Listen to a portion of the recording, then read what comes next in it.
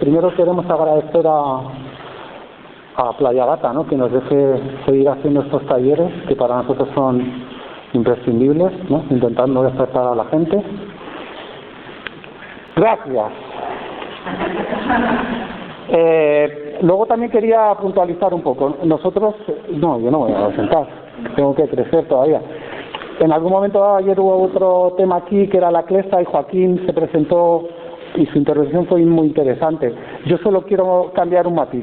El foro de Fuencarral del Pardo no es una creación nueva, es una continuidad de trabajo. Una continuidad... Sí, no, dijiste que era reciente creación. Pero bueno, da igual. Lo que yo hago siempre hincapié es que nosotros, con independencia de que se nos apoye a nivel oficial del ayuntamiento, no sé, vamos a seguir haciendo cosas porque no los necesitamos, ¿no? Los intentamos utilizar si podemos, y por eso estamos aquí hoy, utilizando lo que nos prestan. Y el foro lo único que quiere es la defensa de lo público. Eso es fundamental para la gente que no tiene nada. Porque los que tenemos y somos privilegiados nos da igual todo, pero los que no tienen son los que tienen que tener acceso a todo esto. Y hoy, esta charla que ha preparado nuestro compañero Luis, que está positivo de COVID, y no ha venido por precaución, pues tenemos a Araceli, enfermera jubilada, pero no como el emérito, no creo que igual. Y bueno, y hoy la charla va en defensa de la sanidad pública. Somos poquitos, pero luego contárselo a vuestros familiares. Gracias por venir. ¿Sí?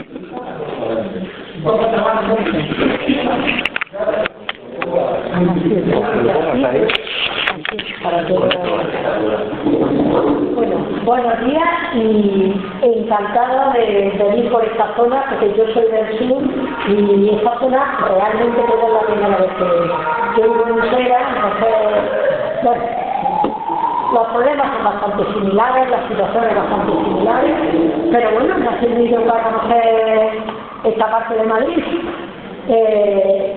Yo que vengo en sustitución de otro compañero, de Marciano Sánchez Valle, que es el presidente de la asociación nuestra, pero también tenía dificultad, y yo soy la secretaria de la asociación, y bueno, eso que sí tenía problemas y ninguno, porque además este tema yo no voy a descubrir nada, si lo conocéis exactamente igual como usuarios de la sanidad pública.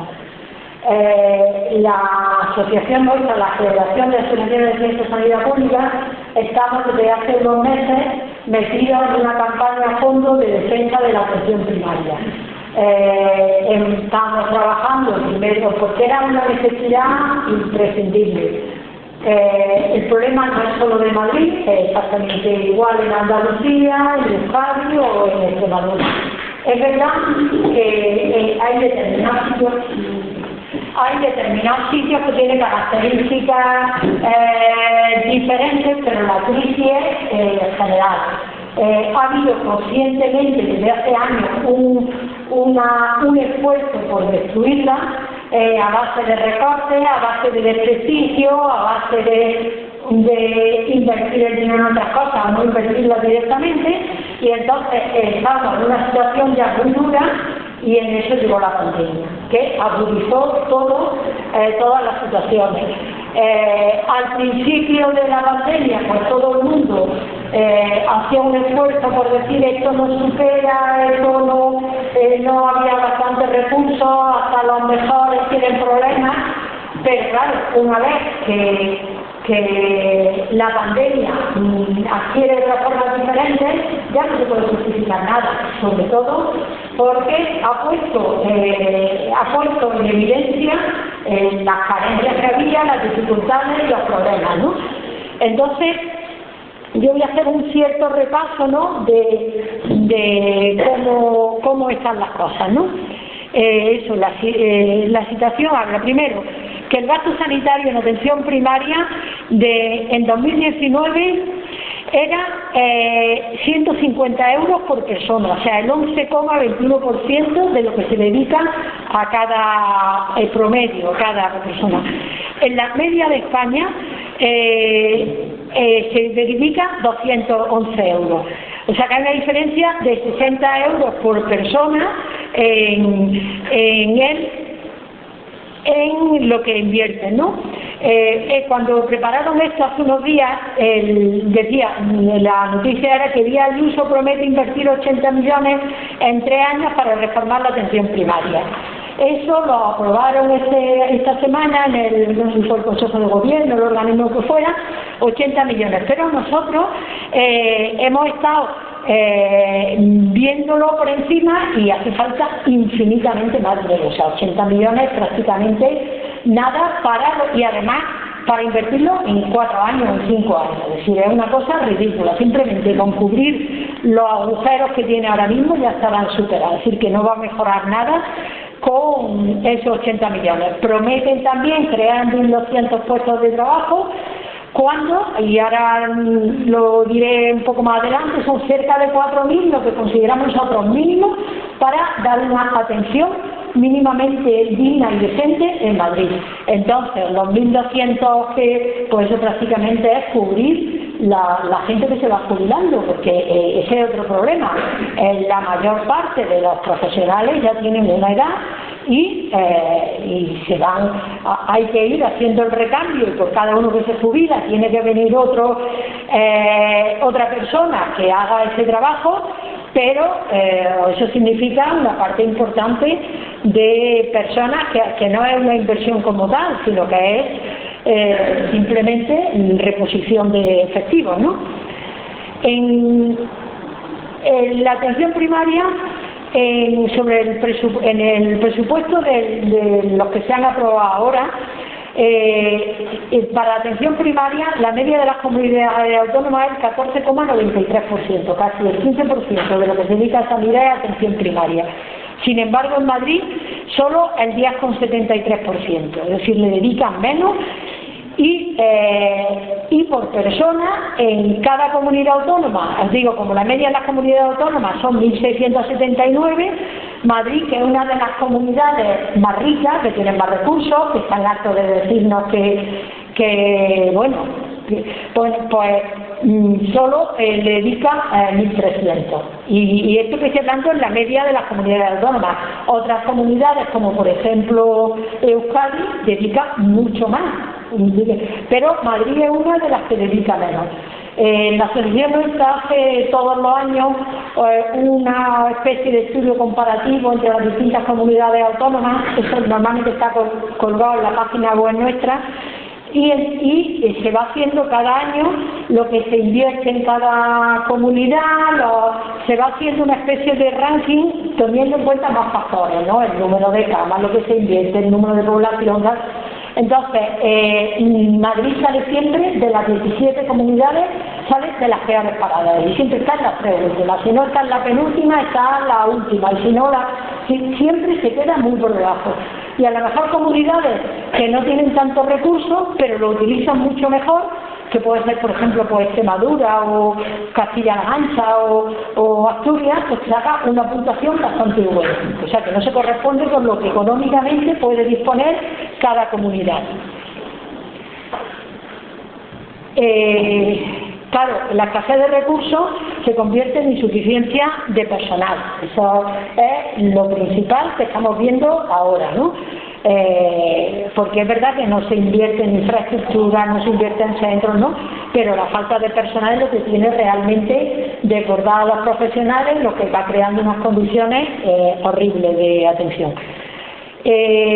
Madrid es de las que tiene más cartillas, bueno, el nombre de cuántas cartillas tiene cada médico, cada enfermera, no es, pero se llama tarjeta sanitaria individual, ¿no? En enfermería y pediatría es la que tiene más que nadie en España. Y en medicina de familia la segunda, es decir, que no tienen tantas tarjetas escritas cada profesional como se tiene en Madrid. Y en el personal administrativo somos los cuartos, o sea, en número, porque sabéis que se averigua si es tanta población le corresponden tantos profesionales, se hace el promedio, entonces somos los que salimos peor parados en todo el comparativo, ¿no? De todas maneras, la gente seguiría eligiendo la atención primaria, el acudir a la atención primaria por encima de la sanidad privada. Entonces, la situación es que si acudió a la atención primaria pública o privada, o sea, los porcentajes no son muy no varían mucho con el resto de España. Lo que sí es importante, el último dato que sí nos interesa, es que 122.000 personas, es decir, 1,8%, no retiraron los medicamentos prescritos. Eso nos habla de que la situación económica de una parte de la población de Madrid pues le hace que priorice otras necesidades antes que recoger los medicamentos, y entonces en toda España solo han dejado de recogerlo 1.232.000 personas, pero solo en Madrid 122.000, es decir que hay una pobreza en cuanto al respeto de medicamentos que es importante también el que lo tengamos en cuenta. Esto es un poco más lo que voy a hacer un poco comparativo, lo voy a decir en voz alta porque se ve regular desde ahí.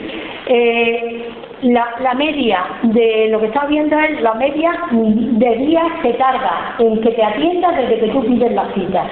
En agosto se tardaba 4,45 días para el médico de familia o la médico de familia, tardaba casi 4 días y medio, y en noviembre, o sea, que todavía en agosto dice, bueno, hay menos gente, están las vacaciones y tal, se tardaba 4 días y pico, sin embargo, en noviembre es casi 7 días.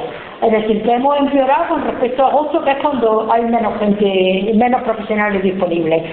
Y en todo por el estilo. La atención de medicina de familia por teléfono, pues en agosto era a los 3 días y ahora es a los 5 días. En cada uno de los parámetros, enfermería presencial se veía casi, la media era día y medio de retraso, y en agosto pues ahora es 4 días con 26. Todo esto lo que nos dice es que ha ido perdiendo calidad del mes de agosto al mes de noviembre, que no sacaron los datos. Únicamente ha mejorado algo en laboratorio, la atención al laboratorio. Cuando te citan o piden la cita para un análisis, en agosto era 17,36 días de media y en noviembre 11 días con 29. Todo lo demás se tarda a veces casi el doble en que te atiendan con respecto al mes de agosto. La demora con la cita exactamente igual, es decir, en cuanto a medicina de familia, el porcentaje de gente que te atiende con más de 48 horas. ¿Sabéis? Cuando se van a la atención del médico de familia, es porque tienes un problema concreto, ¿no? Entonces, la mayoría de los temas no pueden esperar 10 días, 8 días ni 15, como... Entonces, pero solo han atendido las primeras 48 horas, o sea, el 34%. Los demás, el 65% ha ido por encima de las 48 horas. En pediatría, prácticamente la mitad han pasado a más de 48 horas, y enfermería, pues, las demoras superiores son del 30%, es decir, solo se han atendido el 70%, cuando a lo mejor la enfermería va uno, pues porque tiene una herida, porque necesita un control, entonces se va dejando. Con el resto de las especialidades no hay información, es decir, odontología, higienista y tal, no hay comparación. Lo que digo es que eso ha ido empeorando porque los datos que daba primero eran en agosto y ahora en noviembre, pues si antes el 65% de gente que acude al médico de familia tarda más de 48 horas, en noviembre es el 74,92. Prácticamente el 95% ha tardado más de 48 horas en que le atienden. Enfermería, que solo era el 30% lo que había tardado más, por allá es más del 50%. Es decir, que con respecto a agosto, noviembre hemos empeorado mucho, por los datos concretos, ¿no? Todos estos datos son sacados de la información que da Comisiones Obreras, que está prácticamente en todos los centros y pasan información. Luego además nos encontramos con que hay centros de salud que están cerrados y los servicios de urgencia de atención primaria pues los cerraron en marzo del 2020 y siguen cerrados, y eso no se explica ni tiene ninguna justificación. Podría tenerlo en ese momento diciendo todos esos profesionales los dedicamos a la pandemia, a atenderlo de manera urgente, pero a esta altura ya, casi 2 años después, no tiene ningún sentido y además no tienen pinta de abrirlo, que eso es lo más grave, ¿no? Porque si dijera, bueno, no sé qué, pero en unos meses, es que prácticamente se atiende la población cuando se va con las demandas concretas, ¿no? El tema de pedir citas, pues lo mismo, es decir, cuando llegó la pandemia no se reforzó en la atención primaria contratando a más personal, contrataron a unos pocos y lo llevaron a los hospitales, que sí, que era muy necesario, pero en la atención primaria también había muchísimos problemas, muchísima gente desfiló por la atención primaria y hubo muchos profesionales afectados. Sin embargo, no tuvieron ni las bajas de esos profesionales, ¿no? Entonces hubo servicios y centros donde había días que de 7 médicos y a lo mejor 2 enfermeras, pues había 1 y 1 disponible, o 1 y 3, es decir, una burrada absoluta. Y la gente se quedó prácticamente colgado, ¿no? Se cerraron centros de salud y se crearon continuas barreras de acceso de la población a los mismos. Las demoras en las citas se dispararon a 20 días o más y no se dotó de suficiente personal de rastreo. ¿Os acordáis al inicio? Bueno, que te van a llamar, que no sé qué. Vamos, yo he tenido la mala suerte de pasar 2 veces el COVID en el año 2020 y a mí nadie ha llamado a mi casa nunca en ningún momento, nunca. La primera vez fue más seria y a los 15 días que me estaba muriendo me tuvieron que ingresar con la neumonía bilateral y mi marido dijo, aquí no ha llamado a nadie ni han dado señales, pero es que volvimos a coger los que estaban los dos en septiembre. O sea, nadie nos preguntó, además que bueno, yo soy enfermera y yo sabía, lo primero no me había juntado con nadie, y en el segundo, que ya nos veíamos un poco más, pues los últimos días solo habíamos estado con 2 parejas de amigos que los llamamos, les avisamos, controlaron y tal. Pero si yo hago una vida normal o estoy trabajando, yo tengo unas relaciones normales de trabajo, pues puedo haber estado y nadie ha hecho ese seguimiento. Es decir, pero simplemente porque no había personal, es que no podían dedicar a la gente a eso porque si ya estaban que no daban abasto con lo que tenían, ¿no? Y hubo ofertas de los ayuntamientos y del Ministerio de Defensa precisamente para hacer ese tipo de trabajo, pero se despreció olímpicamente y ya está. Parte de los trabajadores de atención primaria los derivaron al hospital del IFEMA y una vez que los pocos que habían contratado para ese hospital, en vez de reubicarlos en todas las carencias que tiene la sanidad madrileña, pues los despidieron y ya está, ¿no? Y parte de los fondos COVID que se dieron, el 50% de esos fondos no se destinaron al área sanitaria o sociosanitaria, ¿no? Yo aquí no voy a entrar tampoco del escándalo que ha sido la atención en las residencias, con poco que siga en los medios de comunicación, pues eso afortunadamente otra vez está saliendo a la luz y bueno, y se va conociendo, ¿no? Lo leo porque está un poco lejos, ¿no? Hay que destrozar todo lo público para demostrar que no funciona. Y el otro le contesta, pero qué buena idea tienes, Esperancita. Pues esa es la política que se ha hecho sistemáticamente, destruye lo público para justificar que no funciona y entonces le da pie a la iniciativa privada. ha habido un aumento impresionante de la contratación de seguros privados médicos, ¿no? En Madrid ya más del 30% de la población ya tiene un seguro médico privado.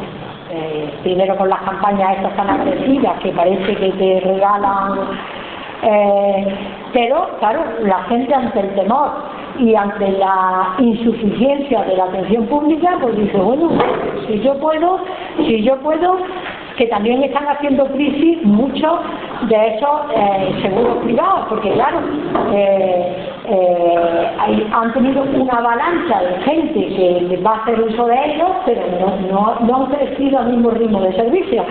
Pero han ido creciendo en todas las comunidades y siempre, curiosamente, inversamente proporcional a cómo funciona la sanidad. Por ejemplo, en Cantabria solo ha habido un crecimiento del 7,7% de los seguros privados.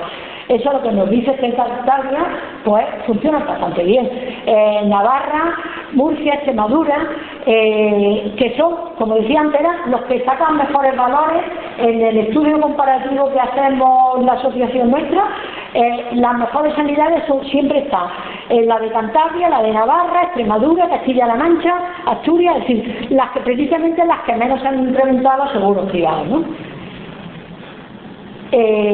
Ante esto, ¿qué es lo que podemos hacer, no?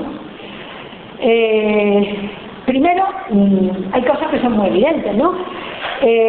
Sabéis que hicieron hace un par de años, poco antes de la pandemia, una ofensiva para cerrar la atención normal de los centros de salud a las 6 de la tarde. O sea, a las 6 de la tarde se cierra la atención y únicamente queda un servicio de guardia para después. Esto lo hicieron con una excusa magnífica de que hay que conciliar la vida profesional con la vida familiar y tal. Estamos totalmente de acuerdo. O sea, yo en eso soy madre de familia numerosa y he tenido que conciliar con menos ventajas que tienen ahora, pero he tenido que hacerlo y sé la importancia de eso y lo valoro y hay que desarrollar y que los padres y las madres puedan estar más tiempo con la hija. Pero eso ¿qué se llama? ¿Cómo se llama? Pues contratar más gente, no todo el mundo necesita, todo el mundo tiene hijos pequeños, no todo el mundo tiene la misma situación. Pon más gente y es posible compaginarlo, pero claro, lo que no puede hacer es siendo cutre en el tema de contratación, en el tema de trato, incluso ya es hasta del trato a los profesionales, ¿no? Y querer ir de estupendos por la vida diciendo que es que nosotros ayudamos a que se concilie. Entonces nosotros lo que planteamos es que tenga en la jornada completa, o sea, jornada a un horario de mañana y otro horario de tarde, depende del trabajo que tenga la gente, pues podrá ir a un horario o a otro, pero no decir, porque a las 6 de la tarde mucha gente no sale del trabajo. Al final, ¿qué pasa? Que ante cualquier problema siempre tiene que ir al servicio de urgencia, que cada uno vaya con el que te toque, no tiene un seguimiento de tu problema porque cada vez va a salto de mata. Y luego, otra cosa que es imprescindible es reabrir todos los servicios de urgencia de atención primaria, que están cerrados, y que garantice el personal y los medios necesarios para que haya atención de urgencia a las 24 horas. Que tampoco era una cosa que estaba el personal aburrido, ni muchísimo menos. Yo, en el barrio donde yo vivo, había uno en el centro de especialidades, tenía también un servicio de urgencia, además. Y cuando iba un fin de semana o un día más tarde, pues había cola de gente y había gente, o sea que había demanda más que suficiente para cubrir esa necesidad, ¿no? Sin embargo ahora, pues se la han saltado y sobre todo eso, lo peor es que no vemos perspectivas, ¿no? Luego, lo siguiente que estamos planteando como imprescindible es que al menos el 70% de las consultas sea presencial. Es cierto que algunas cosas pueden hacerse por teléfono, no tienen por qué ser necesarias, ¿no? Pero el 70% pues, es presencial y tiene que serlo, ¿no? Luego, dotar de los recursos humanos y tecnológicos, o sea, líneas telefónicas, centralitas, etcétera, los centros de salud, para que se pueda realizar la situación telefónica de la población con eficacia. Todo el mundo hemos visto la desesperación que hemos tenido tiempo y tiempo llamando, no hay manera, no, al final, si puedes y no está demasiado mal, te coges y te encajas al centro de salud y hacer la cola en la calle el tiempo que haga falta, porque cuando has llamado 27 veces al centro, pues dices, yo necesito la atención y me tengo que ir, ¿no? Y unas veces puede y otras veces con más dificultad, ¿no? Luego, acabar con la demora en las citas y asegurar que al menos el 95% de las citas de atención primaria se haga en las primeras 48 horas. La medicina de familia o la enfermería de familia es el primer contacto de la población con el sistema sanitario y tú no puedes dejarlo aparcado innecesariamente, ¿no? Todo esto sin sacar datos que saldrán más adelante, pero también se ven de una serie de problemas que simplemente no se han atendido pues porque los profesionales estaban volcados en la pandemia, estaban que no daban abasto y entonces hay una serie de problemas que se han ido demorando y han aparecido problemas muy serios después. Concretamente una compañera dentro de la asociación que es radióloga y decía, no he visto unos cánceres de mama tan avanzados como estamos viendo en esta época. Y eso es porque la gente pues, demoraba en ir al médico, demoraba diciendo, estamos viendo cosas que no habíamos visto antes, que pensábamos que eso estaba ya superado, dice, y estaba bastante preocupada con lo que está viendo. Estos datos los veremos un poco a posteriori cuando se haga el balance, ¿no? Hay otra serie de cosas que facilitan, que es recuperar las citas de especialistas y pruebas diagnósticas desde los centros de salud. Sabéis que antes tú ibas al control de fuera, dejabas los datos y o te daban la cita en ese momento, depende de la especialidad, y en otras te decían que te mandaba una carta pocos días después con la fecha de la cita, ¿no? Eso ya prácticamente imposible porque no dan abasto, ¿no? Luego, que se dote de especialidades necesarias en cada localidad en los centros de salud con una mejor atención de la población, evitando desplazamientos innecesarios o saturación en servicios ubicados en otros municipios. Establecer un tiempo máximo de consulta, no creo que esto es un error, o sea, un tiempo mínimo de consulta que garantice una atención adecuada. Si no, si tienes 50 pacientes, pues no puede dedicarle la atención. Es verdad que no todo el mundo necesita el mismo tiempo, pero el que necesita tiene que tener el tiempo necesario, ¿no? Entonces que haya un tiempo mínimo para poder atenderlos correctamente. Y luego favorecer, lo mismo en el mismo sentido, favorecer el acceso de atención primaria a las pruebas diagnósticas y dotar a los centros de salud de los recursos e infraestructura para una atención sanitaria de calidad.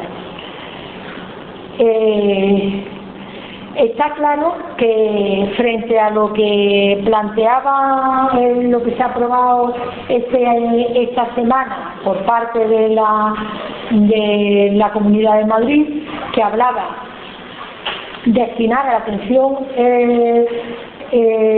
atención primaria, al menos para aumentar el presupuesto destinado a la atención primaria, al menos se precisan 1.750 millones de euros más sobre el presupuesto de 2020, con el objetivo de que se destine a la atención primaria como mínimo el 25% del total del presupuesto sanitario público, sin incluir el gasto farmacéutico.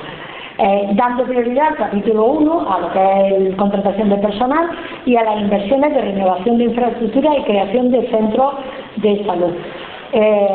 Si lo que se pide se necesita 1.750 millones más sobre el presupuestado, nosotros calculábamos que hace falta entre 400 y 500 millones solo para atención primaria. Generosamente ha dado 80 en varios años, en 4 o 5, pues al final vamos a seguir manteniendo una distancia entre las necesidades y la realidad inmensa, ¿no? Y sale sacando pecho, ¿no? Luego, garantizar recursos profesionales suficientes para la atención primaria, precisando 500 profesionales de la medicina más 2.000 de enfermería, así como 600 en los equipos administrativos y 500 más en los profesionales de equipos de apoyo. Eso, así por encimilla, nos salen 3.600 profesionales. Tan orgullosos han dicho que van a crear 1.200 también en varios años, se siguen riendo de nosotros, ¿no? Y está claro que lo que hay que evitar la temporalidad. Si no podéis ir al centro de salud y cada vez que toca una enfermera distinta, pues porque son contratos de un mes, de 2 meses, de tal, de que... Y la inseguridad y la intranquilidad de esos profesionales, de que nunca saben, nunca pueden tener un plan de vida cara al futuro, porque tienen una inestabilidad permanente, ¿no? Entonces nosotros planteamos que cada 2 años haya concurso de oposición, igual que hay en otras categorías, en otras profesiones, y anualmente concurso de traslado, y que se sustituya el 100% de la ausencia, ¿no? Con esto también hago hincapié en que las malas condiciones de laborales y de trabajo y económicas y de todo, pues hace que todo profesional que tiene oportunidad de irse al extranjero, a otra comunidad, no sé qué, y cuando dices que no encontramos médicos en Madrid, pues claro, ¿cómo va a encontrarlo? ¿Tú crees que van a estar esperando que tú los llames un mes al año o 3 veces al año? O si es que no tienen, claro, en cuanto la gente ve una puerta, pues se va a tener una vida más digna que la que se le ofrece aquí en Madrid. Entonces, las condiciones laborales son imprescindibles para disponer de profesionales. Fue el año pasado, creo que fue, cuando acabaron las residencias de medicina de familia, acabaron no sé cuántos más, y 2 solo que fueron quedarse en Madrid. Todos los demás se fueron. Se hace un esfuerzo, trabaja, forma a la gente, le da cobertura, de tal, y cuando llega el momento no puedes contar con ella, porque tampoco esto es... la gente tiene derecho a tener una vida y ir pensando en su futuro, ¿no? Aparte, esto ya es pedir, si no tenemos cubierto lo otro, esto nos parece ya de luna, pero bueno, el fomentar la actividad comunitaria de los profesionales, especialmente la enfermería. Y cuando aparecieron, se implantaron el sistema de médicos, o sea, de centros de salud, de medicina de familia con enfermería, pues la enfermería precisamente tenía un trabajo con la comunidad, trabajaba con los colegios, controlaba las vacunaciones, es decir, se reunía con las asociaciones que había en el barrio, con la de eso lo viví yo en Sevilla. Y cómo desde la atención primaria se cubrían muchos frentes también. Ha sido una experiencia preciosa que a mí se me ha olvidado, en un barrio obrero de Sevilla, en las condiciones no demasiado buenas, muchas mujeres iban por problemas de espalda, de valores de espalda, no sé qué, y porque no dormían, porque no sé qué, se hizo desde el propio centro de salud con un auxiliar de enfermería, que eran los momentos en que estaba potenciándose cualquier iniciativa, si no costaba dinero, era bien recibida y se apoyaba, ¿no? Entonces, esta mujer daba una serie de charlas de todo tipo con grupos de mujeres que tenían estos problemas, ¿no? Entonces, muchos eran problemas, pues salió el tema de sexualidad, gente que no hacía uso de medidas anticonceptivas, con lo cual era una batalla permanente de quiero y no puedo y me soy y tal, problemas de otro tipo, Entonces, el que las mujeres se reunieran en pequeños grupos, le enseñaran a utilizar los recursos que tenía el propio centro, porque el propio centro tenía recursos para eso y quitarle el miedo a tomar medidas si no quieres tener más embarazo, le enseñaban a movilizarse de determinada manera, tal. Bueno, fue un éxito impresionante, porque además le faltaban en los grupos, luego al final, en la primera recorte que hicieron, 2 años después o 3, la mandaron a esta mujer a otro sitio, ¿no? Pero la mandaron para pero ya se había creado una dinámica en el centro y las mujeres siguieron reuniéndose, las mujeres pedían ayuda y tanto, entonces me pareció una cosa interesantísima para hacer desde la propia atención primaria, pero claro, eso tienes que tener una cierta disponibilidad y una cierta tranquilidad, ¿no? Pues eso ya prácticamente está perdido porque se trabaja a matacaballos, ¿no? Es muy importante potenciar la atención domiciliaria. Hay muchos pacientes y sobre todo con el envejecimiento de la población, mucha gente que tiene dificultad para llegar al centro. A veces no es imposible, pero pero le cuesta muchísimo trabajo, no todos los sitios están bien conectados con transporte público, con el centro, entonces, bueno, pues hacer un mayor esfuerzo de atender en el domicilio a aquellas personas que lo necesitan. Establecer mecanismos efectivos de participación en la atención primaria, eso prácticamente también está olvidado, es muy escaso donde se puede, hay una cierta relación, y construir y dotar a los centros de salud y servicios sanitarios acordados con la Comunidad de Madrid en los municipios con déficit de atención a la población y superación de ratios. Es decir, que desde los centros de salud haya apoyo a otros municipios. Sabéis que en Madrid es diferente, pero hay pueblos de la comunidad donde pues va el médico un día a la semana o fallan, o tal. Entonces, desde los propios centros de salud haya personal suficiente que cubra, que apoye y que no haya prácticamente nadie fuera del sistema sanitario. Por lo tanto, en resumen, la sanidad pública de Madrid lleva años sufriendo un proceso de desfinanciación, deterioro y privatización. Hay que cambiar el rumbo para potenciar la atención primaria y la sanidad pública. Y tenemos que movilizarnos para conseguirlo. Esto no lo regala nunca nadie. Nunca. Si os acordáis de algo que estamos bastante orgullosos los madrileños, fue las cosas que conseguimos parar con la marea blanca. Cuando la marea blanca, que nos echamos a la calle por encima de lo que yo, que era trabajadora y profesional en el Hospital de la Princesa, que fue el primero que arrancó,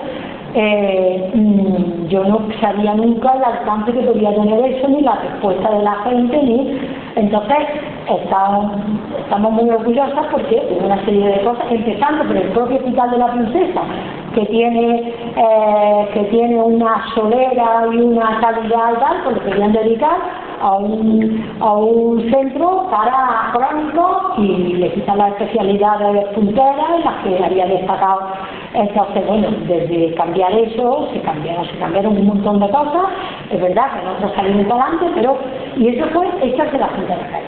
Y aquí, si nos paramos, nos comen.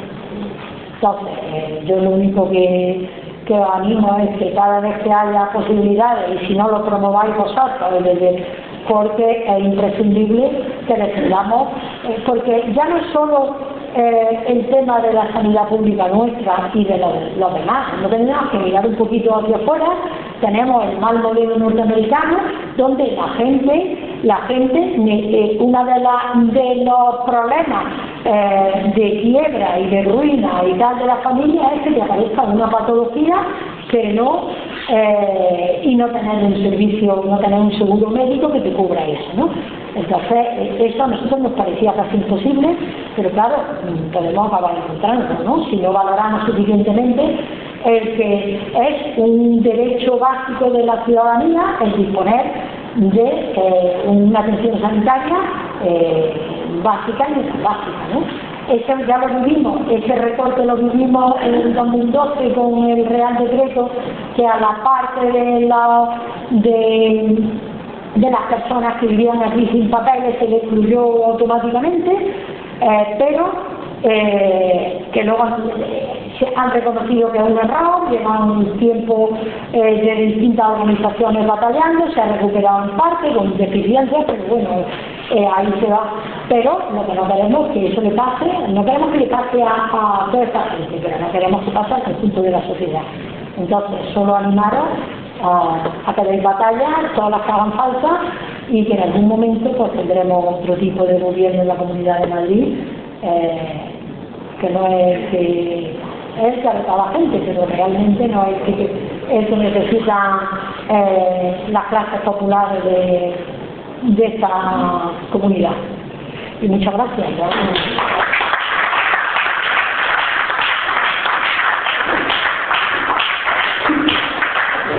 No ha terminado esto, ¿eh? Sí. Gracias, Araceli. Se me ha olvidado decir una cosa que si no importa, no, que claro. Es que lo leí de ayer o ayer. Seguimos. Seguimos, no hemos terminado. El Supremo ha confirmado una condena a la Comunidad de Madrid por las condiciones de trabajo de los sanitarios de atención primaria y del personal de pediatría. Los jueces han decidido avalar en su mayor parte la sentencia de los tribunales madrileños que establecieron que los derechos de integridad física y salud de los sanitarios estaban siendo vulnerados por sus condiciones y falta de protección. Eso ha sido esta misma semana. O sea, que el Tribunal Supremo no nos va a salvar de nada, pero está bien que sepan, que se reconozcan y que lo condenen alguna vez y que no hay impunidad con lo que están haciendo. Bueno, a ver. Gracias. Yo creo que este documento, si no lo podéis compartir, creo que ya he quedado, me ha dado un correo electrónico que lo voy a mandar. Para que no trabajo. No sé, seguramente no llegamos a toda la información real, porque ya sabes que todo está castrado, pero hay una parte de información que no llega ni siquiera y aquí está, ¿no? Yo os agradecemos compartir. Es curioso que tenéis 5 hojas de medidas urgentes. O sea, que nos están dando por el INE con la salud pública, ¿no? Pues coincide. Yo lo que sí queríamos ahora es un poco, antes de que te vayas, en estos debates es complicado solucionar el mundo, pero la gente viene a desahogarse también. Y entonces, si tú puedes ayudarles a que se desahoguen, hacemos terapia. Vamos a hacer, todavía no empezamos, para que termine de darte la mano. Es una broma. Vamos a hacer como 5 turnos, porque ayer se organizó esto muy bien, 5 turnitos, y ya respondes, y luego hay alguien más, volvemos a repreguntar, ¿vale? El tiempo que Araceli crea necesario. Cuando tú estés cansada, les echa a todos y a todas. Tú eres muy buena, ya. Pues no seas tan buena, que así no va bien. Preguntas. Carlos, empieza. Hola, oye, muchas gracias de verdad por todo. Tengo tantas preguntas que, en fin, voy a ser muy estética. Una, que me dijeras, es que me ha flipado que de agosto a noviembre hubiera un déficit tan impresionante, tan grande en cuanto a atención, y que me contaras un poco el porqué, ¿no? Y luego, en cuanto al tema de la atención, de los administrativos, de atención primaria, que a lo mejor hay procedimientos que se podrían simplificar con correos electrónicos o algo. No digo que todo se haga telemático, porque hay población que tiene brecha digital, pero que se monten colas o que no puedas coger la baja o que no puedas ir a por y sobre todo en pandemia, ¿no? Y eso, ¿no? Un poco porque has hablado de líneas telefónicas y todo eso, yo lo veo un poquito que es obsoleto cómo funciona el tema este, ¿no? Que tengas que ir otro día a recoger el volante para una especialidad, ¿no? También, o sea, hay cosas que se podrían mejorar y luego comentarte que yo soy rastreadora COVID de la consejería tal. Efectivamente es el número es el secreto mejor guardado pero yo calculo que debemos de rondar los 100. Sí que es verdad que ha habido temporalmente ha habido militares, me consta, y ahora en esta sexta ola los ha habido, y luego también ha habido un tipo de gente que se les ha contratado para hacer los seguimientos de los casos COVID por teléfono.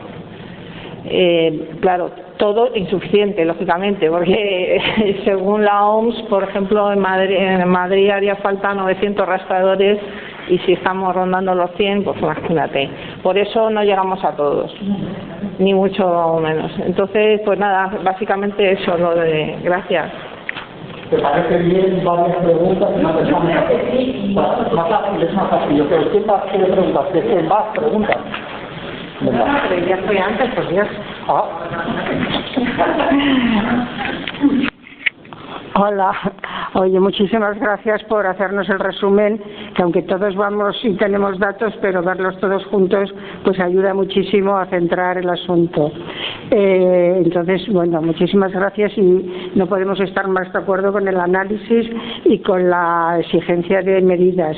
A mí, sin embargo, me falta una cosa que creo que es una pata fundamental de todo esto. La atención primaria, yo entiendo que si da un plus a todo el sistema, primero porque es la puerta de entrada y porque además de una atención a la enfermedad debe hacer una atención, creo yo, a la mirada sobre la enfermedad que va más allá de los problemas biológicos. Las enfermedades están muchas veces determinadas por los determinantes sociales. Y esa mirada que creo yo deberían tener los profesionales de todo médicos, enfermería, auxiliar, todo el mundo que participa en un equipo sanitario, tener esa mirada, pero esa mirada no cae tampoco de la nada. Tiene mucho que ver con la formación de todas las disciplinas, desde las carreras de medicina, de enfermería, etcétera, etcétera. Si no se hace un cambio verdaderamente de mirada de cómo hay que enfocar la enfermedad en todos esos profesionales, y la mirada integral de la enfermedad, otro entiendo que es la promoción de la participación, el trabajar los equipos sanitarios con la gente a la que atienden. Eso requiere también habilidades de fomento de la participación, habilidades y técnicas de manejo de grupos y de cómo tenemos acceso a la población, porque aquí quienes estamos, pues los que ya tenemos que estar. ¿Cómo llegamos? Y el problema, ¿cómo llegamos a la gente? Desde los centros de salud, donde está la gente porque está enferma, creo que es uno de los lugares más idóneos para trabajar el acercamiento y el fomento de la participación, pero eso requiere también habilidades y formación. Por tanto, el tema de la formación de todos los estamentos sanitarios que trabajan en equipo en un centro, si no empezamos por ahí, porque al final cada uno trabaja donde más confort tiene, y si te han enseñado a estar detrás de una mesa, tú aquí y el otro allí, pues haces eso que sabes. Para hacer otras cosas hay que aprender, y esto son cosas del año 70, cuando Alma Ata, que las hemos perdido por el camino, y eso o lo recuperamos desde la gente que pensamos que esto se nos va al traste, y se nos va al traste también en parte porque los propios profesionales, pues tenemos también muchos déficits, pero porque tampoco nos ha enseñado y tampoco se ha solicitado, solamente eso. Yo meto la cuña, salud preventiva y no curativa. Bueno, yo voy a intentar estructurarme porque quiero ser como muy de grandes ideas. Primero, gracias por la exposición, cada vez que veía barómetro, yo leía dentro de diagnóstico sangrante. Gracias, diagnóstico sangrante de una realidad. Entonces, gracias por esas 5 hojas de propuestas y 2 preguntas y una observación. La primera es, me ha llamado un poco el dato comparativo de agosto a noviembre, porque sí que es verdad que hay un incremento, pero en agosto los SOAP ya estaban cerrados y había distritos que realmente esa situación, me parecen hasta números, supongo que era un promedio, pero habría distritos que tendrían que subir muchísimo ese dato. Esa es la primera pregunta. La segunda es, como usuaria y como profesional, ¿vale? O sea, es que hay centros ahora mismo que ni siquiera dan cita, o sea, es que ya no te citan directamente, y eso se está significando en colas kilométricas que hacen el perímetro al centro de salud. ¿Cómo se lleva eso? Porque yo al final como usuaria tengo que acabar en urgencias o aguantarme porque digo no voy a colapsar urgencias. Y lo último, también soy compañera de ella en salud pública, decirte que sí, que es verdad que es que no nos da la vida, o sea, es una locura, es un trabajo que estamos haciendo cada uno de donde nos toca, y sí que han entrado equipos del ejército, a mí me llegan sus rastreos y nosotros, yo en concreto, resuelvo lo que los militares les excede. Pero de todos modos es imposible, no hay recursos y ya está. Pero mis 2 preguntas hay que dar. Gracias, Maja. ¿Alguien más o pasamos a que conteste ya la compañera? Porque le han dado un material ya. ¿Quieres completar las preguntas? Sí. La primera era si realmente ese dato de agosto reflejaba la realidad del cierre de los SOAP. La segunda era en qué situación están esos centros en los que ni siquiera citan, porque al final supongo que es un desplazamiento a la urgencia, ¿vale? Y lo otro era una información de que sí que se hace, no llegamos, pero sí que ha intervenido el ejército. ¿No tienes una más? ¿Puedes? Sí. Vale. Hay una cosa en la presentación que habéis hecho que he hecho en falta, y es el tema de lo que ahora está pregonizando la doña Aida, que es el tema de la autodiagnóstico, autoasistencia, etcétera, etcétera. O sea, es decir, si mal estamos y precarios estamos, si esto sigue adelante, la situación va a ser infinitamente peor. Y además a eso hay que añadir la brecha digital, porque es que eso dejaría absolutamente fuera del sistema de la sanidad pública a la mayoría de las personas mayores que tienen problemas digitales. Entonces, realmente es patética la situación. No podemos permitir eso. Pero ante eso, ¿qué medidas tenemos? Ahí habéis puesto una serie de medidas, que ya digo, no recogen esta, pero que deberían recogerla. Y además de eso, para conseguir esas medidas, tú has hecho hincapié en lo que se consiguió con la marea blanca. Yo, y como yo, otras personas, llevamos 8 años saliendo con la marea blanca todos los meses, pero la marea blanca somos 100 viejos. La marea blanca somos 100 viejos y la mayoría de ellos no son profesionales sanitarios. O sea, hay algún que otro profesional sanitario. Entonces, es decir, la herramienta con la que se consiguieron las cosas está absolutamente abandonada. Y entonces, observo una gran división dentro del propio sector sanitario. Hay sindicatos que se pelean unos con otros, hay centros hospitales que luchan por su hospital, pero pasan de la marea blanca, no quieren saber nada de la marea blanca. O sea, esto estamos haciéndole el juego a ellos, que es divide y vencerás. Lo están consiguiendo, están haciendo pleno. Y nosotros colaboramos, lo mismo que ocurrió ayer con la votación del Congreso por la reforma. O sea, la izquierda siempre dividida, los trabajadores siempre divididos, no vamos a ningún lado. Y ante eso no sé qué perspectivas podemos tener. Y lo único que se me ocurre es decir lo que decía el Roto: gracias, Esperancita. Es que enfermamos por encima de nuestras posibilidades. Sí, claro. ¿Alguien más o pasamos ya a Araceli, la quinta y paramos? Muy rápida. Oye, el tema este famoso de la ley ómnibus, ¿va a afectar al sistema de salud? ¿Y cómo? Gracias. Empieza Araceli.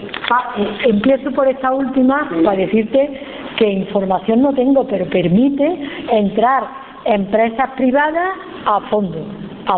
Si es que pueden perfectamente, en vez de recuperar personal, contratar personal, mandarlo a segunda o a tercera empresas subsidiarias. O sea, nada más que eso. O sea, yo te digo que la ley ómnibus conozco muy poquito, pero de entrada sé que eso sí es posible, con lo cual pueden destrozar lo que va quedando del sistema sanitario público. Entonces, administrativo. Ahora para los contratos de personal y compras de todos los materiales y toda la maquinaria, permite obviar todo el entramado, digamos, de garantías administrativas para hacerlo a través de unas empresas privadas que pueden tomar las decisiones que quieran sin dar cuentas a nadie de la administración. Y lo que hay que tener cuidado, esos pocos 80 millones a lo mejor van destinados a eso y desde luego no se invierten en lo público. O sea que, bueno, lo que tú dices, si no nos movemos, desde luego perdemos absolutamente lo poco que tenemos. Pero yo no sé qué se puede hacer, porque aquello funcionó y ahora no funciona. ¿Qué nos pasa? ¿Qué nos pasa como sociedad? Pues yo, que me lo cuente. Gracias. Sí, vamos a ver. Algunas de la primera pregunta lo he apuntado y lo he apuntado mal, porque no sé lo que he puesto. Pero bueno, han ido saliendo cosas, lo que hablaba y el tema del cambio de visión sobre la enfermedad, que eso sí corresponde desde la atención primaria, es el que puede tener la visión de conjunto del ser humano como tal. Y eso se puede hacer desde la primaria, difícilmente de una atención especializada en un hospital, que está muy bien para para atender patologías concretas, para tal, pero la visión de conjunto se tiene desde la primaria. Hay una cosa muy curiosa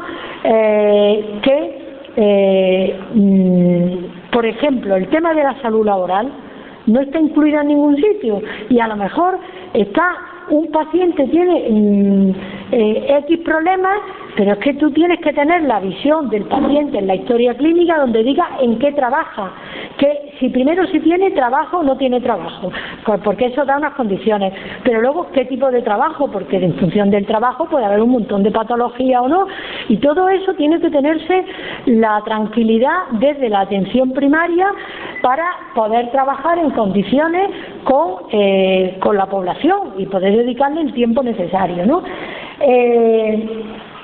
Por lo tanto, esa mirada de la enfermedad solamente puede ser desde la atención primaria. ¿Por qué tanta diferencia de los datos de agosto ahora? Pues porque han empeorado muchísimo. Esos datos son los que mensualmente va reportando Comisiones Obreras.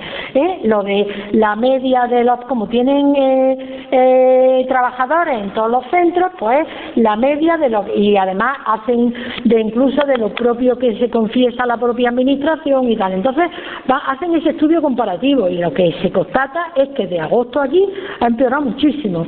Es verdad que ha habido nuevas olas, nuevas no sé qué, pero que no, que es que es una cosa que está deteriorada, que no tiene profesionales y sobre todo hay un agotamiento entre los profesionales que es impresionante. Yo no había vivido, yo he estado 40 y tantos años de enfermera. Eso del abandono de la gente, de decir es que me voy a dedicar a otra cosa en esta vida porque aunque me guste mucho mi profesión no soy capaz de seguir con ella, eso no lo he visto yo nunca, verás, yo ahora estoy fuera, pero lo leo porque leo las entrevistas y leo las cosas. Es decir, yo ya llevo 7 años jubilada y esas cosas, pero en los 40 y tantos que he estado yo no he visto eso nunca, Entonces, o sea que hay además una quemazón entre los profesionales. Yo entiendo que cada vez hay menos profesionales y cada vez hay menos disponibilidad en la gente para trabajar en este sistema, ¿no? Entonces esa es la realidad. Es que no me acuerdo quién fue la primera persona que habló. ¿Qué fue lo primero que preguntaste? ¿Que he apuntado? Ah, vale, ya está. Vale, sí, como ha salido por otro lado también. Entonces, el tema, yo he sacado el tema de la... saco el tema de la marea blanca y luego quiero comentar otra cosa de lo que sí se puede hacer desde la primaria. Con el tema de la marea blanca, que eso, ya digo, me tocó vivirlo en primera persona, afortunadamente, porque vi cómo se movilizó la gente, ¿no? Entonces,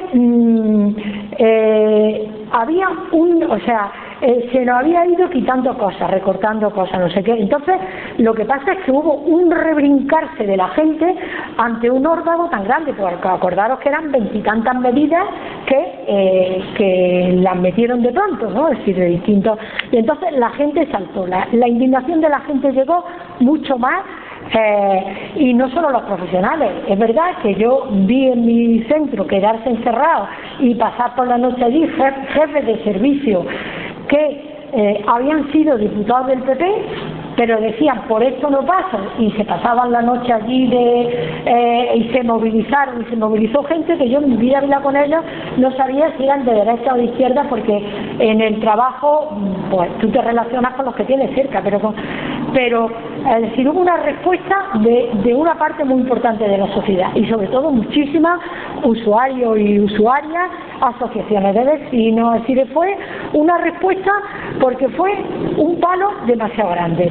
Entonces, eso lo que ya quisiéramos, pero el pedir que se mantenga eso en el tiempo, pues es pedir la luna, sobre todo porque luego en determinados momentos, y lo digo porque a mí me ha tocado estar dentro del grupo que estaba llevando lo de la marea blanca los primeros años, cuando tú ves que la gente no está viviendo, cambia de estrategia, pon otras cosas distintas. Es decir, lo que no tiene sentido es seguir, es que tenemos que seguir siendo todos los meses, tenemos que seguir, y aunque seamos 200, es que vivimos unos pocos millones en Madrid. Entonces casi el problema es que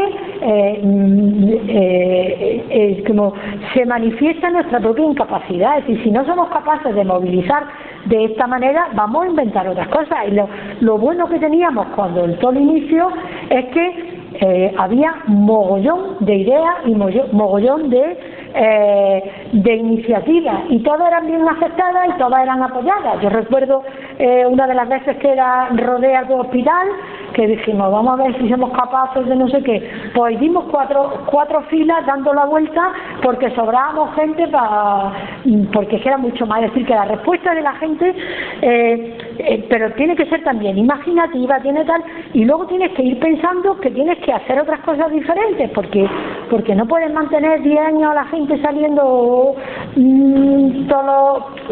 porque ya quisiéramos, pero no. Entonces hay que inventar, mover, y es verdad que hay una situación de apatía y de una sensación, sobre todo después de las últimas elecciones, la gente se quedó muy desfondada porque dice, es que da igual lo que hagamos, que es que a esta no la vamos a tener que tragar entonces o sea, que lo que tenemos que hacer es pensar, reflexionar, no despreciar ningún tipo de respuesta porque todas pueden ser buenas e interesantes, y no lo sé, en aquel yo fui la primera que me sorprendí de la respuesta de la gente, pero es verdad que fue tal tipo de agresión que la gente dijo, hasta aquí hemos llegado, ¿no? Aquí a lo mejor ahora, como vamos poco a poco, pero también está habiendo respuestas. Yo vivo en el sur y yo sé que Orcasitas todos los jueves, y cada vez son más los que se reúnen delante del centro de salud en Orcasur, en Villaverde es lo mismo, es decir, aquí también, ¿verdad? Claro, es decir, va habiendo respuestas, y no callarse, y no aguantar, y no dar por válido nada de eso, ¿no? Entonces, es verdad que el tiempo no va a volver atrás, o sea, hay cosas que hemos perdido y no vamos a recuperar, pero está claro que otras sí podremos recuperar, seguro que otras podremos recuperar, y además la constancia, y luego también buscar alianza con los profesionales. Si muchas veces, sobre todo el personal me dice, es que la gente viene, me chilla, se cree que somos los enemigos, ¿no? Es verdad que claro, si tú te indignas, pues lo pagas con el que tienes delante, porque la Esperancita no va a tenerla delante en tu vida, ¿no? Esperancita o la Ida, ¿no? No va a tener delante en tu vida, y lo pagas con la gente que muchas veces está desbordada de trabajo, ¿no?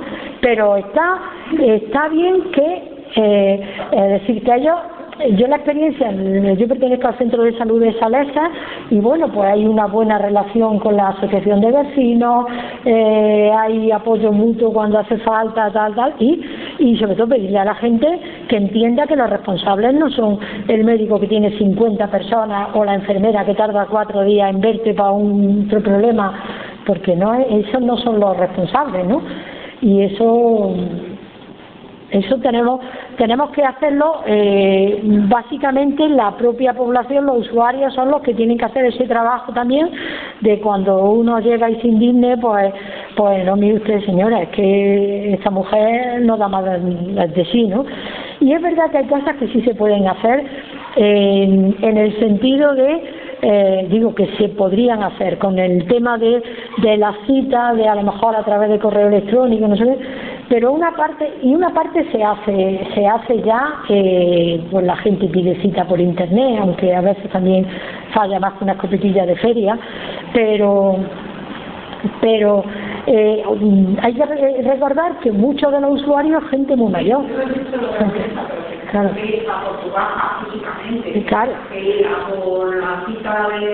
Claro, que eso te lo pueden hacer, solucionar perfectamente por correo electrónico, y claro, sobre todo cuando son cosas que está claro, cuando a lo mejor cosas que está establecidas, una renovación de una baja. Si te han dicho que va a estar un X tiempo porque tienes un hueso roto, no tengas que ir cada semana a que te den el parte de baja, ¿no? Si son cosas que... Pero partimos de la otra cosa, que es que hay que tener voluntad para que se solventen los temas. Es decir, la impresión que tenemos es que la voluntad es al máximo deterioro, porque la gente se le acaban hinchando las narices y acaba pagando un seguro privado quien pueda, ¿no? Sí, sí. Yo... ¿Estás bien? ¿Tienes respuesta todavía? Sí.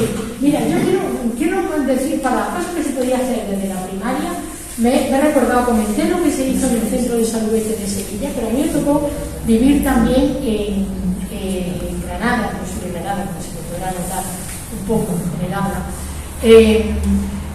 Fue también, se inició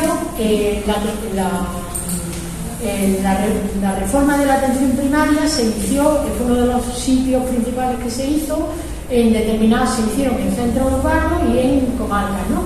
Entonces, en el Centro de Salud de Cartuja, que tengo otra experiencia también, que me pareció magnífica, en el polígono de Cartuja, bueno, es una zona que era bastante deprimida, con bastante pocos recursos, que sigue exactamente igual después de 40 y tantos años, pero, y entonces desde el propio Centro de Salud tomaron iniciativas como tipo de enseñar recetas de cocina con poco dinero. Entonces, por ejemplo, entonces había unas clases de cocina donde, por cosas de muy poco coste, hacer platos nutritivos, hacer no sé qué y tal, en vez de... Y eso salió del propio Centro de Salud, de gente del Centro de Salud que decía, vamos a ver, aquí qué carencias tiene la gente, no tiene dinero, no podemos dárselo, pero por lo menos que lo aprovechen bien, que es que tiene tanto alimento, determinado tipo de alimentos que otros, y la gente, entonces enseñarle a la gente a rentabilizar bien lo poco que tiene, pues eso fueron iniciativas que, hablando de los tiempos de Maricastaña, ¿no? O sea, los años 80, ¿no? Que tuve la suerte de estar cerca de todo eso, ¿no? Entonces hay muchísimas cosas que desde una visión del Centro de Salud de qué son los problemas de salud, cuáles son los determinantes que tiene y tal, qué podemos hacer, ¿no? Entonces, creo que son experiencias que me gusta compartirlas porque luego no las he visto, ¿no? Básicamente prevención, ¿no? Claro, sí. Una pregunta, si hay alguien más, porque hay algo que se llama la exclusiva.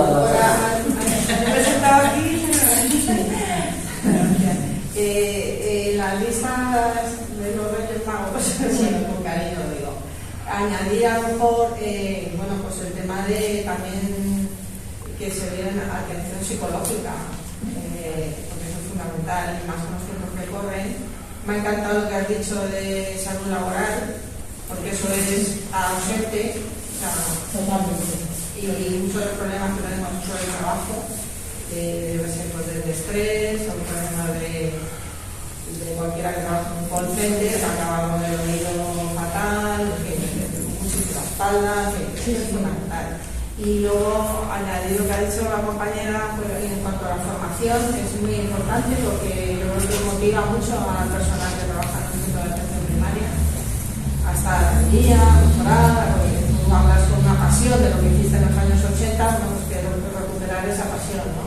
Y también añadir a esa lista también de lo de la perspectiva de género en la medicina, porque no es lo mismo la mujer, el cuerpo de la mujer que el cuerpo del hombre. Entonces, bueno, pues eso todo una ciencia que creo que es importante que vayamos estudiando. Una cuestión sobre lo que comentabas de la marea blanca. Pues efectivamente, estar 8 o 9 años manteniendo esa manifestación mensual, pues puede ser, si quieres, ya obsoleta o como quieras, pero es que no se ha reinventado nada. O sea, no se ha hecho nada por sustituir o por modernizar eso. Y es más, las acciones que se han hecho han sido totalmente contraproducentes, porque se ha sustituido en las movilizaciones generales, se ha sustituido por decir, nos vamos a concentrar en los centros de salud de cada barrio. ¿Y qué ocurre con estas concentraciones? Que cuando van media docena de personas delante del centro de salud, no va eso a ningún sitio, no sale por ningún sitio, no se alcanza ningún objetivo con eso. Es decir, me parece muy bien la marea blanca es obsoleta, reinventémosla. Lo que no puede ser es que sigamos como estamos, cada uno haciendo las cosas individualmente, divididos, que es justamente lo que quiere el capitalismo. Que estemos absolutamente divididos y no hacemos nada, en todo caso criticar. Carlos es amigo tuyo, está en nuestro bando. Muchas gracias por la aportación. A mí me ha llamado la atención lo de que hay más de 120.000 personas en Madrid que no tienen para comprarse los medicamentos. Ya no es solamente el hecho de que la gente pueda tener unas condiciones de vida o de salud muy determinadas, es que diagnosticados y recetados los medicamentos la gente no puede comprarlos, ¿no? Entonces, a mí me parece que la dinámica que se está haciendo con la atención primaria es una parte dentro de una fractura social generalizada en la que la salud es un componente más de otras muchas cosas, del urbanismo, de la movilidad, de un montón de cosas más.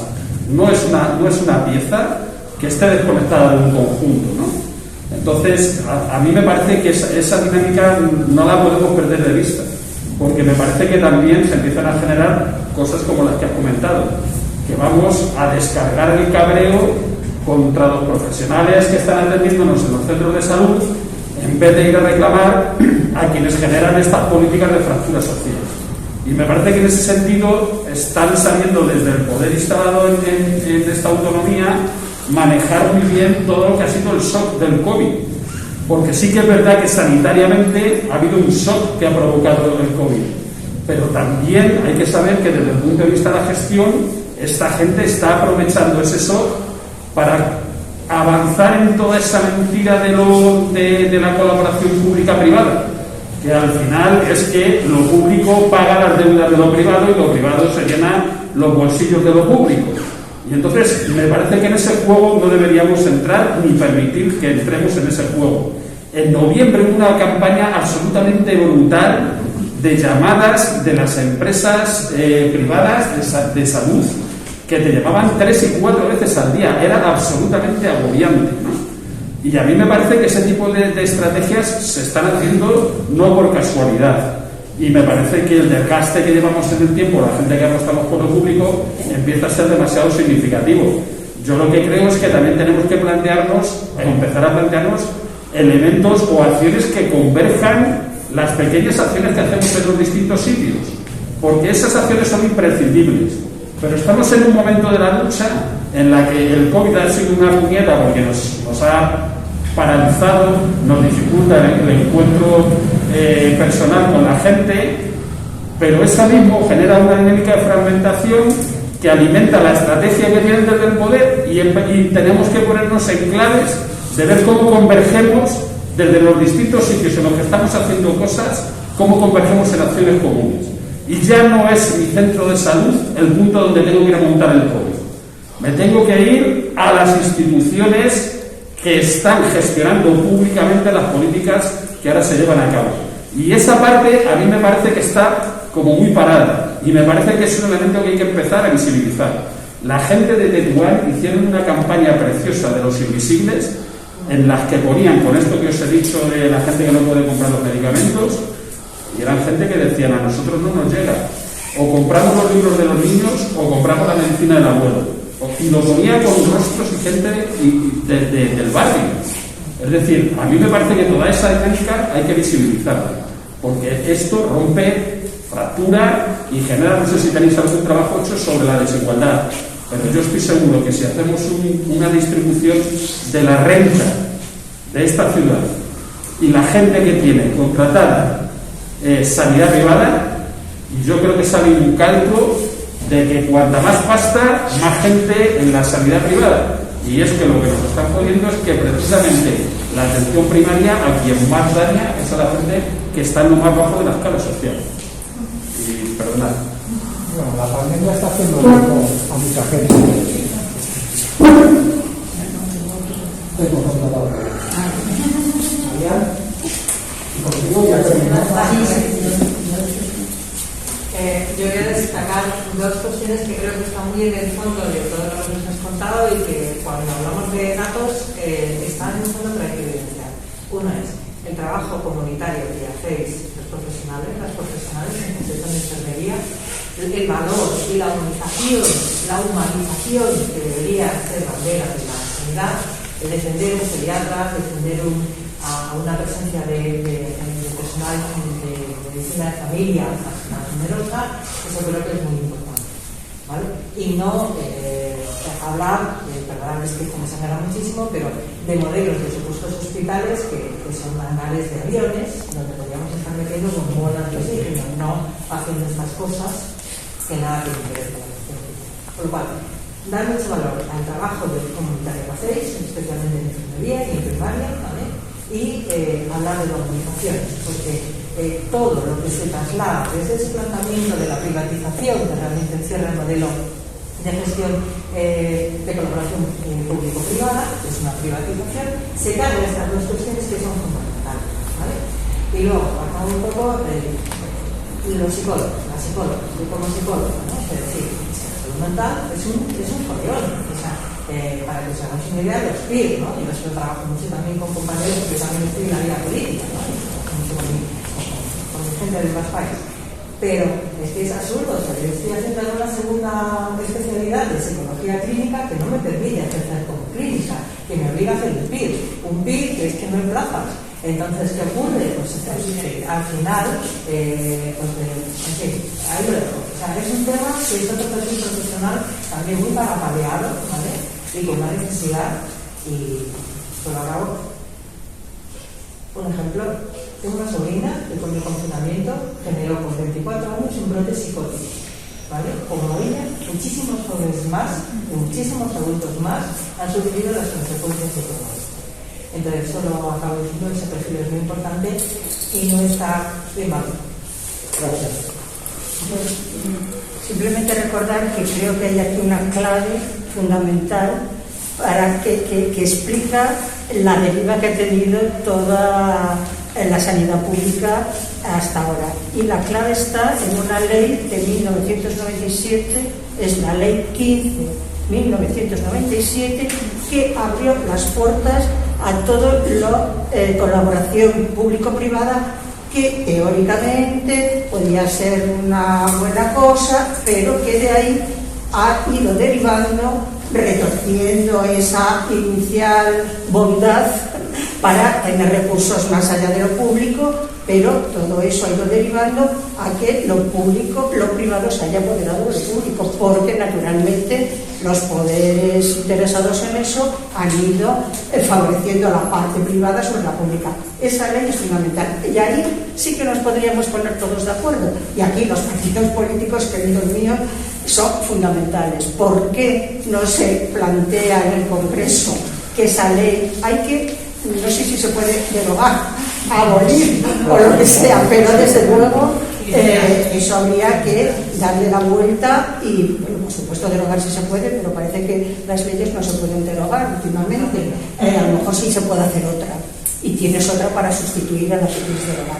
Eso es fundamental. Con eso, desde luego, parte de todos nuestros problemas se liquidarían. Entonces, eso es una clave de todo este asunto. ¿Uno más? Yo voy a hablar un poco desde la experiencia de haber sido enfermera desde los años 68. Y entonces esto suena un poco como de cuento del abuelo Cebolleta. Pero este proceso que estamos viviendo ahora empezó hace mucho. Empezó con la ley de incompatibilidades que pusieron a los médicos cuando había doctores que tenían 3 y 4 puestos de trabajo en el mismo horario. Aquello fue cuando se impone y algunos dicen: de esto os vais a enterar los rojos. Eso lo he oído yo. Y eso poquito a poco ha ido cambiando la situación.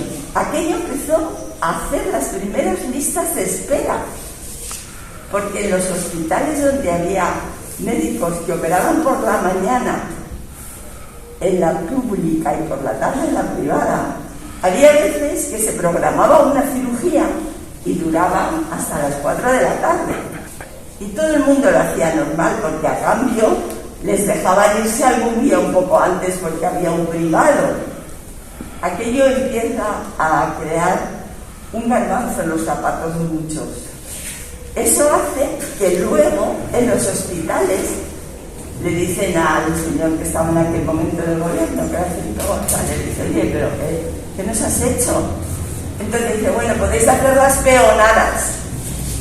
Las peonadas se apuntó todo el mundo, desde el celador hasta el jefe de servicio, porque eso daba dinero. Y en ese momento, como cierran, en ese momento se cierran muchos hospitales privados en Madrid, se cierran los Nardos, ese es el que más cerca me pillaba a mí de la Turoja, que es donde trabajaba, y me acuerdo de los Nardos. Pues, se cierran muchos. Pero poco a poco, cuando esto empieza a cambiar, se van abriendo. Pero se abre con los médicos que están en la pública y trabajan por la tarde en la privada. Por eso yo creo que, aunque en este momento la sanidad pública está con una carcoma terrible, que se nos van a romper las vigas en cualquier momento, no se va a romper del todo, porque en la pública sigue interesando que exista, porque en la pública se hacen dedos. Ah, claro. Un cirujano, y se deriva. Claro, porque un cirujano que se mete a hacer una cirugía muy gorda en su privada tiene que tener algún residente que le viene muy bien que se vaya por las tardes con él, porque va a ganar un dinerillo extra. Y porque los dedos se hacen operando. Un señor no es experto en poner un estén en una aorta si no ha hecho dedos. Entonces yo esto creo que esta tiene muy mala solución, porque la gente de la atención primaria está muy quemada también. Hemos ido a los colegios a enseñar a comer, a hacer los desayunos saludables. Hemos preparado a las mujeres para que tuvieran una buena menopausia. Hemos hecho educación para la salud. Pero poco a poco la carcoma entró y poco a poco la gente, también desde dentro hemos hecho cosas que se decía, me voy del hospital porque en la primaria se trabaja menos. Se trabaja menos el que quiere trabajar menos. El que ha querido trabajar ha trabajado todo su horario. Y todo eso ha producido mucho cansancio, mucho desengaño. Y ahora para colmo nos viene el COVID que primero nos suben a todos a los altares porque somos fantásticos, somos gente, los sanitarios somos buenísimos, somos gente abnegada, gente que además tratamos muy bien al abuelo, con mucho cariño, le hemos dado el móvil cuando se iba a morir para que le diera a su familia. Se han manejado las emociones, que en el fondo es lo que acaban moviéndonos a todos, porque claro, cuando estás malito, y como cuando estás malito te puedes hacer una sisa o una esta privada, pues vas y te la haces, porque como, oye, si tienes un poco de dinerillo ahorrado, pues es que la salud es lo más importante. Entonces mi hija va a parir y mira, se va a ir a parir a una privada, porque así puede el marido tener la cama de al lado y dormir, no importa si a esa mujer se la atiende luego en su posparto, si se le explica qué va a pasar con su pecho cuando le suba la leche, eso no importa, porque y entonces poco a poco gente que nosotros conocemos que tenía opciones por lo público y eso, pues poco a poco ya se va pasando a lo otro, porque oye, como lo de los coles, ¿cómo va a ir mi niño al cole con un montón de moros que es que hacen que la clase vaya más lenta? Pues entonces al lado de mi casa hay un concertado que está muy bien, es gente, son vecinos míos, y ahí ya no están con los moros, y ahí ya además pues van con otro nivel, porque los profesores no van a hacer huelga, porque como son de la concertada, como hagan huelga pues a lo mejor no le vuelven a contratar el próximo año. En fin, esto de lo público en este momento está muy mal. Y yo quiero seguir con mucha fuerza porque he estado desde el año 68 que entré en una escuela de enfermería y que me marcaron como enfermera, como a los toros. Se me quedó grabado que yo era enfermera de verdad y que además es verdad que lo he sido porque me ha gustado mucho mi trabajo. Pero también he ido viendo como todas estas ilusiones que se pusieron y todo este renovar la atención primaria que era distinto al consultorio médico, pues también se ha ido estropeando. Yo no sé si es que la gente nos hemos ido cansando, teníamos muchas esperanzas que íbamos a cambiar el mundo y no lo hemos podido cambiar. Pero encima los que vienen detrás nos dicen que lo hicimos muy mal, hicimos una transición horrible. Entonces, bueno, yo solamente contaros desde dentro que esto, no sé yo cómo va a cambiar, pero no sé si lograremos animar a los que vienen detrás para que sigan empujando el carro. Seguro que sí. Solamente con eso. Es justo escuchar la ley, como desahogáis. Está muy bien eso, ¿ves? Algo hemos conseguido. Salud pública. No, pero esto da para que habláramos ahora y ahora, ¿no? Porque todo el tema de las incompatibilidades, las batallas, como cuando se puso la ley de incompatibilidades fue un triunfo porque no competía la sanidad pública, la privada no competía con la pública con las mismas personas. Es decir, siempre poníamos el ejemplo de cómo al que trabaja en la SEA le van a permitir echar horas extras en otra compañía distinta que compite con ella, ¿no? Es decir, eso era una cosa tan aberrante, ¿no? Yo quizás me ha tocado estar del lado de la gente, digo del lado, que he tenido cerca, no es que yo esté del lado, estoy del lado, pero he tenido cerca gente que ha defendido la sanidad pública, gente que ha batallado por la ley de incompatibilidades, que ha estado una serie de años donde le daban un suplemento si tú no trabajas nada más que lo tuyo. Entonces, pues claro, no estaba en cuatro cosas. Entonces, como eso después se fue relajando, como al final quitaron, daba igual, al final lo que querían era que te pagaran ese complemento, pero quitaran la incompatibilidad, y lo que está pasando en Madrid. Es decir, ya no puedes quitarle el complemento que tenían por dedicarse solo a la pública y ahora pueden hacerlo. Es decir, que ha habido desde la propia administración una dejadez absoluta de cómo gobernar la situación. Entonces esa ha dado lugar a un montón de abusos y cosas que se te cae la cara de vergüenza, ¿no? de verla, ¿no? Yo no tengo ninguna solución de cómo reavivamos esto. O sea, yo creo que hay cosas que tenemos que converger y tenemos que converger desde los barrios, de las distintas iniciativas que haya, pero además converger con los defensores de la enseñanza pública, con los defensores de lo que es una sociedad construida entre todos y para todos. Ese tipo de cosas, bueno, eso lo llevamos un poco en el ADN y por la media de edad que veo aquí, pues llevamos muchos años batallando por eso y pues son momentos nuevos, distintos y que baches hemos tenido muchos también. Es decir, que no es la primera guantazo que nos han dado, que nos han dado muchos y hay veces que parece que no va a salir y la clave es no considerar bueno lo que hay, no considerar válido lo que hay. Sobre lo que dicen del tema de las desigualdades, desde la asociación nuestra, la gente, porque nosotros somos una federación de asociaciones, la de Cádiz lleva muchos años trabajando en el tema de desigualdades y salud, ¿no? Y entonces pues han tocado, cada año hacen unas jornadas sobre el tema de desigualdades, ¿no? Pues unas veces campo-ciudad, otras veces la salud penitenciaria, otras veces los barrios, es decir, que llevan muchos años trabajando en eso.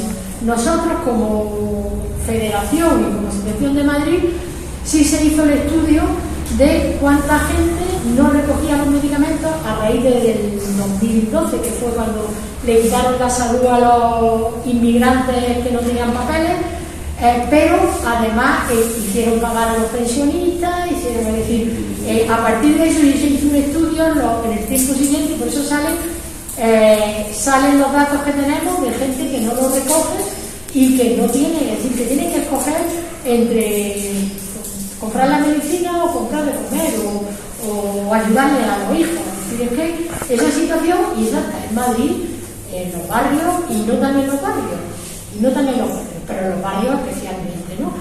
Y yo estoy segura que el tema de los datos que tenemos, el 36% de la población de Madrid tiene ya seguro privado. Estoy segura que son los pudientes y los no tan pudientes que hacen un esfuerzo grande para meterse en eso, porque piensan que es, bueno, que han tenido malas experiencias. Entonces eso es lo que tenemos que seguir combatiendo, denunciándolo y hasta donde podamos, ¿no? Pero que ya quisiera yo tener soluciones, es decir, que así lo único que no podemos hacer es abandonar la batalla, eso está claro, y sobre todo pues ser capaces de ver los problemas, de discutirlos, de hablarlos con el vecino, y de acuerdo contigo en el tema de la salud mental. Yo soy una orgullosa mamá de un psicólogo clínico que además me dice la desesperación. Él sí tiene el jovencito hizo la carrera, se metió y después de 20 años de interinidad ya tiene plaza de propiedad. Y me habla de la desesperación que tienen. Dice que yo, no viene con un problema así, que no puedo hacerle una visita cada 2 meses, una horita o media hora cada 2 meses, porque eso es absolutamente inútil. Al final puedo acudir a un poco más que las urgencias, ¿no? Porque es verdad, es una cosa absolutamente abandonada.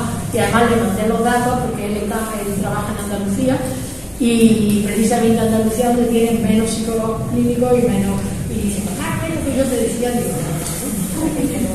que te creo, vamos. Y esa es la realidad, ¿no? ¿Alguien necesita desahogarse? Yo creo que ya está bien, ¿no? ¿Cómo lo veis?